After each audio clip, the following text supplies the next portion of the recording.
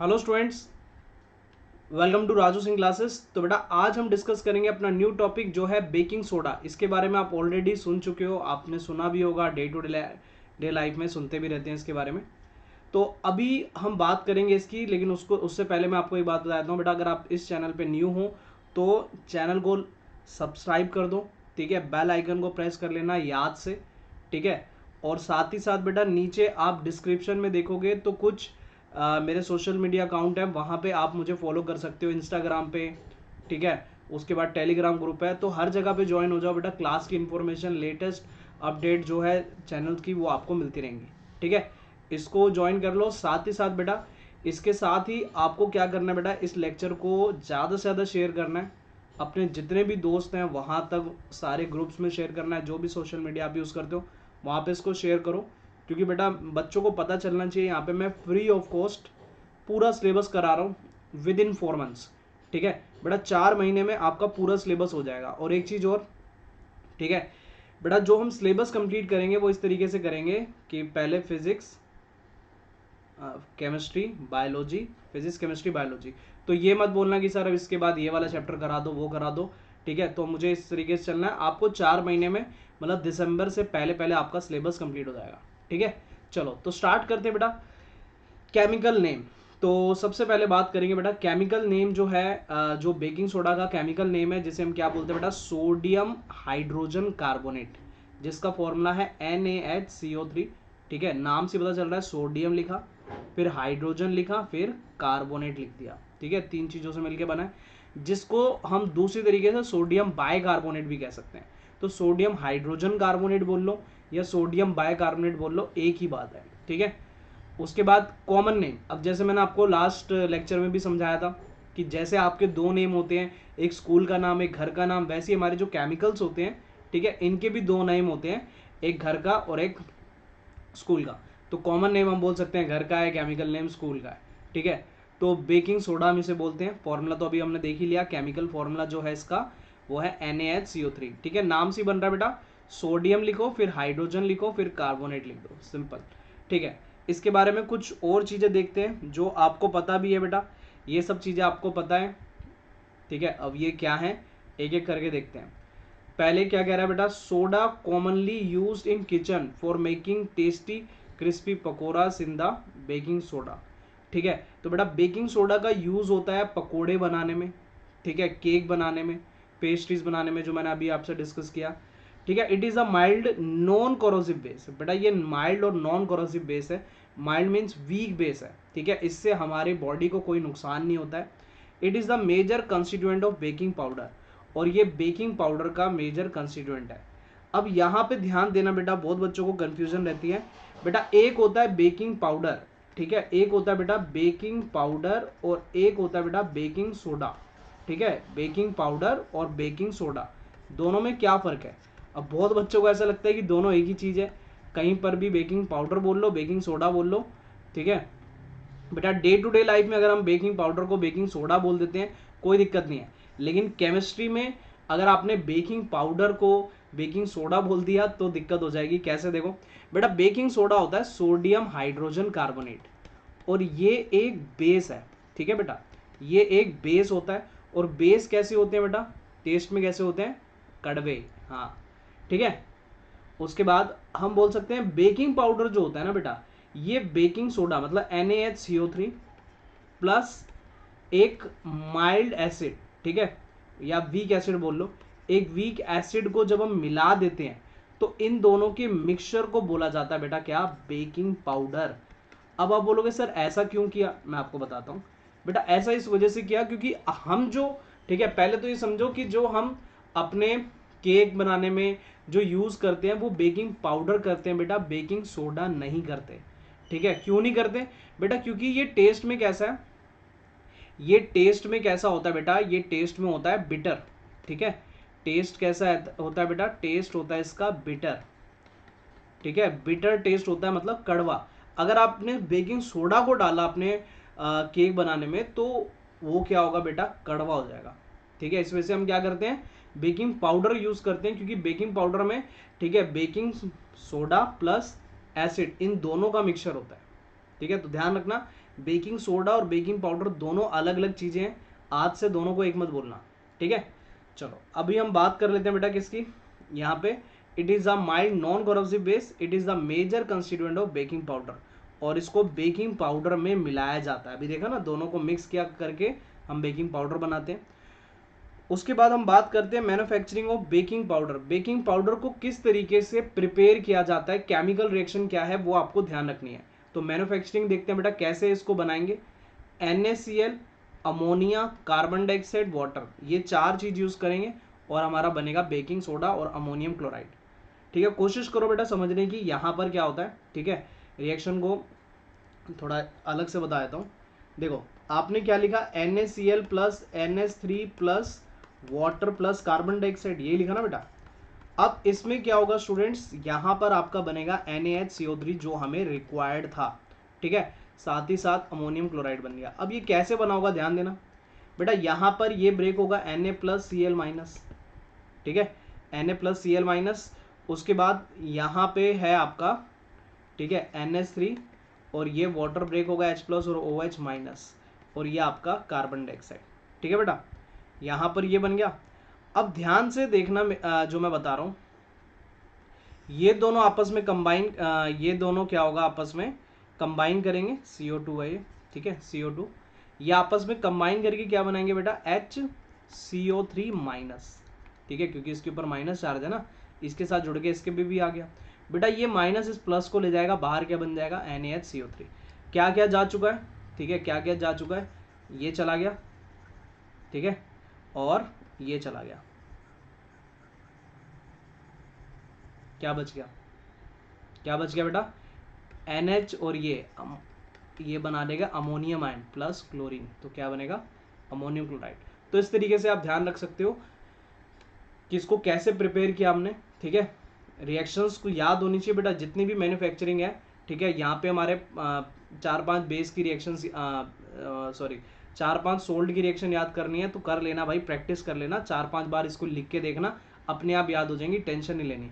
बाकी तरीका मैंने आपको बता ही दिया, कटाइन एनाइन कैसे तोड़ना है, ठीक है। तो ये तो होगी प्रिपरेशन, एग्जाम के लिए बहुत इंपॉर्टेंट है बेटा, इन सभी की प्रिपरेशन ध्यान रखना। इसके बाद है बेटा अब यूज काफी इंपॉर्टेंट है बेटा इसके, ठीक है। तो पहला use for making baking powder. Baking soda का यूज कहाँ होता है बेटा, बेकिंग पाउडर बनाने में, अभी बताया था मैंने, क्योंकि बेकिंग पाउडर तब बनेगा जब बेकिंग सोडा में हम एसिड मिलाएंगे, ठीक है, एक वीक एसिड मिलाएंगे sorry, which is a mixture of baking soda and mild edible मतलब जो खाने लायक एसिड हो। अब ऐसा नहीं है कोई भी वीक एसिड मिला दिया आपने, पता चले आप मेथनोइक एसिड को लाए और मिला दिया, तो वो खाने लायक नहीं है ना। तो ऐसा बनाना पड़ेगा जो खाने लायक हो सच एज टार्ट्रिक एसिड, तो इसको हम खा सकते हैं। तो यहाँ पर मैंने आपको एक इमेज दिखाई है केक की, तो ये वर्ल्ड का लार्जेस्ट केक है, ठीक है, जो बनाया गया था, आप देख सकते हो यहाँ पे। तो इसमें बेकिंग सोडा का यूज होता है। अब बेटा बेकिंग सोडा करता क्या है, जब बेकिंग सोडा को जब हम हीट करते हैं ना, देखो मेन काम जो है ना केक में, ठीक है, वो बेकिंग सोडा का ही NaHCO3 इसी का ही काम है। क्योंकि जब इसको हीट करते हैं बेटा, तो ये कार्बन डाइऑक्साइड रिलीज करता है, और ये कार्बन डाइऑक्साइड जब बाहर निकलती है ना, तो वो केक में छेद कर देती है, होल कर देती है छोटे छोटे। कभी आप देखना केक आपका फ्लफी होता है, फूला हुआ सा होता है, ठीक है, कभी नोट करना बेटा, जो केक होता है वो हमारा फूला हुआ सा होता है। वो क्यों होता है, क्योंकि जब इसको हीट किया जाता है बेकिंग सोडा को, जो इसके अंदर प्रेजेंट है, ठीक है, मेन काम इसी का ही होता है। बेकिंग पाउडर क्यों बनाते हैं बेटा, इसमें हम एसिड क्यों डालते हैं, ताकि केक कड़वा ना हो, ठीक है। बाकी मेन काम जो है वो इसी का ही है, बेकिंग सोडा का, ठीक है। तो ये कार्बन डाइऑक्साइड को रिलीज करेगा, और कार्बन डाइऑक्साइड जब बाहर निकलेगी तो वो केक में होल कर देती है, तो इस वजह से केक फ्लफी सा होता है। आपने देखा होगा केक इस तरीके से, ठीक है, फूला हुआ सा होता है। तो आप देख सकते हो यहाँ पे ऐसी बहुत से केक देखे होंगे आपने। चलो ये तो होगी बात यहाँ पर इसकी। इसके बाद सेकंड यूज की बात करते हैं। Baking soda is also an ingredient of antacid. Antacid मैंने आपको पहले ही बताया था, एंटी एसिड मतलब जो एसिडिटी को कम करता है, ठीक है, समझ रहे हो। तो baking soda is also an ingredient of antacid, मतलब एंटासिड का काम करता है। एंटासिड का मतलब एंटी एसिड, मतलब जो एसिड को न्यूट्रलाइज करे। मीन्स ये जो बेकिंग सोडा है ये एसिड को न्यूट्रलाइज कर सकता है, क्योंकि being alkaline, alkaline mean basic, it neutralizes excess of acid in the stomach and provide relief. तो मैंने आपको बताया था जैसे हमें हमारे स्टमक में कभी भी पेन हो जाता है, तो स्टमक पेन क्यों होता है बेटा? ओवर ईटिंग की वजह से, ठीक है। पार्टी में जाके खाते हो ना खूब सारा, ठीक है, ये भी खा लूँ वो भी खा लूँ, ठीक है, तो इस तरीके से सब कुछ खा के आ जाते हो, तो ओवर ईटिंग की वजह से एक्सेस में आपके स्टमक में एसिड रिलीज होता है, तो वो एसिडिक कर देता है आपके स्टमक को, जिस वजह से पेन स्टार्ट हो जाता है। तो उस केस में आप घर में रखा हुआ, आपने सुना होगा बेटा इनो खा लेते हैं, है ना, तो उसके अंदर भी बेस ही होता है। अगर इनो नहीं है तो घर में बेकिंग सोडा पड़ा है, आप उसे खा लो, आपको रिलीफ मिल जाएगा, ठीक है। लेकिन इसको भी बेटा लिमिट अमाउंट में खाना है। पता चले आपको पेट दर्द हो रहा है और उसको आपने भर भर के खा लिया तो और दिक्कत हो जाएगी, ठीक है। लिमिट अमाउंट में थोड़ा सा लेना होता है, ठीक है। इसके बाद अब एक और यूज है इसका, फायर एक्सटिंग्विशर्स में भी यूज होता है। तो थोड़ा सा समझ लेते हैं इसकी वर्किंग कैसे होती है, फायर एक्सटिंग्विशर्स में किस तरीके से काम करता है ये। तो देखो यहाँ पे हम बोलते हैं it is also use in soda ash fire extinguisher. तो सोडा एश फायर एक्सटिंग्विशर्स में यूज किया जाता है इसको। होता क्या है बेटा, यहाँ पे हम रिएक्शन लिखते हैं। देखो बेटा यहाँ पे होगा क्या, NaHCO3, ठीक है, baking soda plus H2SO4 acid को मिलाते हैं, ठीक है। और तो यहाँ पे इसको यार अलग से ही लिख देता हूँ, यहाँ देखो NaHCO3 baking soda plus H2SO4, इसको जब मिलाएंगे, बहुत सिंपल, ये तो रिएक्शन यार पहली पढ़ी तो है, ठीक है, एसिड में ही पढ़ी थी, बताने की मुझे जरूरत भी नहीं है, तो ठीक है, फिर भी देख लेते हैं। Na प्लस HCO3 माइनस, ये क्या ब्रेक होगा बेटा, H प्लस और SO4 2 माइनस, ये और ये मिलकर क्या बना लेते हैं बेटा, Na2SO4, ठीक है, प्लस अब ये आपको याद होगा स्टार्टिंग में ये H2CO3 बनाते हैं और फिर ये स्टेबल नहीं होता, इस वजह से कार्बन डाइऑक्साइड रिलीज करते हैं। दो बेटा जो बच्चे लेक्चर स्टार्टिंग से देखते आ रहे हैं उनको ये बात पता होगी, ठीक है। अगर बच्चों आपने स्टार्टिंग से लेक्चर नहीं देखे हैं तो लेक्चर 1 से स्टार्ट करो, तो आपको मजा आएगा पढ़ने का। अदरवाइज ऐसे बीच से पढ़ोगे तो पीछे पुरानी चीजें होंगी, वो आपको समझ नहीं आएंगे, ऐसे मजा नहीं आएगा। तो सारी वीडियोस को देखो और पूरा वीडियो को देखा करो, स्किप मत किया करो, ठीक है, क्योंकि जहां स्किप कर देते हो वहां से कॉन्सेप्ट निकल गया तो दिक्कत हो जाएगी। इस वजह से छोटी छोटी वीडियो बना रहा हूं मैं, 15-20 मिनट की वीडियो होती है, उसको पूरा देखा करो, ठीक है। तो कार्बन डाइऑक्साइड, ये जो कार्बन डाइऑक्साइड है, ठीक है, तो ये carbon dioxide and water release होता है। तो इस वजह से आपने देखा होगा कभी भी फायर एक्सटिंग्विशर्स को आग बुझाने के लिए यूज किया जाता है तो उसमें से कार्बन डाइऑक्साइड निकलती है। आप बचपन से पढ़ रहे हो छोटी क्लास से कि कार्बन डाइऑक्साइड क्या करती है, ऑक्सीजन की सप्लाई को कट कर देती है। जैसे मान लो ये एक ब्लॉक है, वुडन ब्लॉक है, ये जल रहा है, ठीक है, स्टार्ट किया इसने जलना, अब हमने रोकना है इसको जले ना, तो हम फायर एक्सटिंग्विशर इसके ऊपर मारेंगे तो क्या होगा, इसके ऊपर ना कार्बन डाइऑक्साइड गैस लेयर बना लेगी। तो लेयर बनाने से क्या हो जाएगा, ऑक्सीजन की सप्लाई कट हो जाती है और ठीक है, सब्सटेंस हमारा बर्न नहीं करता। आपने छोटी क्लास से पढ़ा हुआ है एक एक्सपेरिमेंट जिसमें कैंडल को हम रखते थे ग्लास में, ठीक है, एक कैंडल को हम ग्लास में रखते थे और वहां पे क्या होता था, फिर जब कैंडल को ग्लास में रखा जाता था, ठीक है, तो वो बुझ जाती थी थोड़ी देर बाद, ठीक है। इस तरीके से ग्लास इसके ऊपर रख देते थे, ठीक है, याद है बेटा, कराइए एक्सपेरिमेंट, जिसने एक्सपेरिमेंट करा बताओ मुझे, ठीक है। फिर ग्लास को उठाते थे तो कैंडल बुझ जाती थी, क्यों, क्योंकि ऑक्सीजन की सप्लाई कट होगी, ठीक है। तो वही चीज है यहाँ पे, कार्बन डाइऑक्साइड और ये निकलता है, तो सेम इसी रिएक्शन का यूज हो रहा है यहाँ पर। देखो बेटा क्या होता है, इसके अंदर हमने डाला होता है क्या, एसिड, ठीक है, इसके अंदर हमने क्या डाला है बेटा, H2SO4, कोई भी पेन नहीं चल रहा है इस पे, तो चलो ये वाला लेते हैं, ये चलेगा। इसमें क्या लेते हैं बेटा, H2SO4 लेते हैं, ठीक है। इसके अंदर H2SO4 होता है और ये जो व्हाइट कलर का सब्सटेंस है इसमें NaHCO3 होता है, ठीक है बच्चों। अब होगा क्या, जैसे आप इस नोब को प्रेस करते हो ना तो इसके अंदर जितना भी एसिड फिल होता है ये सारा, ये मतलब जैसे नोब प्रेस करते हो तो ये जो ग्लास रोड होती है ब्रेक हो जाती है, तो एसिड सारा इसके अंदर गिर जाता है। और एसिड जब इसके अंदर गिरेगा तो कौन सी रिएक्शन होगी बेटा, जो मैंने अभी बताई, क्या रिलीज होगा, वाटर एंड कार्बन डाइऑक्साइड। इस कार्बन डाइऑक्साइड से ही क्या होता है बेटा, जो आ गया उसको बुझाया जाता है, ठीक है। तो बहुत सिंपल सा था। अच्छा एक चीज हो रहा है, बेकिंग सोडा में आप ये चीज देख रहे हो, सोल्ट में मैंने प्रॉपर्टीज नहीं बताई, ठीक है। तो कुछ कुछ बुक में क्या है, पहले प्रॉपर्टीज बता रखी होती है फिर यूज बता रखे होते हैं, तो बेटा वो एक ही चीज है, वो जो प्रॉपर्टीज है वो यूज में ही आ जाते हैं, ठीक है।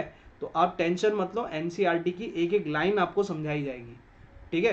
तो आप उस चीज की टेंशन मत लो कि सिलेबस पूरा होगा या नहीं होगा, ठीक है। यहाँ पे बेटा एक एक लाइन में आपको समझाऊंगा और बहुत जरूरी है एनसीईआरटी को रीड करना, ठीक है। आप एनसीईआरटी की एक एक लाइन को पढ़ो बेटा, बहुत जरूरी है। मैं कहता हूँ कि कोई भी बुक, एक्स्ट्रा बुक की जरूरत नहीं है अगर आप एनसीईआरटी पढ़ लेते हो। अगर आपने एनसीईआरटी पूरी खत्म कर लिया, उसके बाद आप रिफ्रेशर जो आप लेना चाहते हो, लखमीर सिंह, मंजीत कौर, प्रदीप, जो लेना चाहते हो पढ़ सकते हो, कोई दिक्कत नहीं है। लेकिन सबसे पहले एनसीईआरटी है, ठीक है। और एनसीईआरटी के क्वेश्चंस ध्यान रखना बेटा, बहुत से बच्चे क्या गलतियां करते हैं, ठीक है, कि बाकी क्वेश्चंस करने लग जाते हैं। बेटा पहले पूरी एनसीईआरटी खत्म, उसके बाद क्वेश्चंस करने। मैंने आप वीडियो भी बना रखी है, ठीक है, एनसीईआरटी एग्जाम्पलर करो, प्रीवियस ईयर करो, ठीक है, कोई नहीं, मैं करवाऊंगा आपको, टेंशन मत लो। आप बेटा इस चैनल को फॉलो करते रहो, आपको हर एक चीज़ मिलेगी। यहाँ पे मेरी रिस्पॉन्सिबिलिटी है आपको 100 में से 100 दिलाना, ठीक है। 100 आउट ऑफ 100 हम स्कोर करेंगे।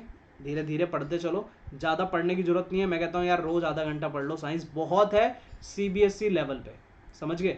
संडे को छोड़ दो, संडे को मिस करो और बोलो, ठीक है। मंडे सैटरडे रोज़ आधा घंटा, एक हफ्ते में 3 घंटा साइंस अगर आपने पढ़ ली तो सीबीएसई में 100 आउट ऑफ 100 आराम से स्कोर करोगे, ठीक है।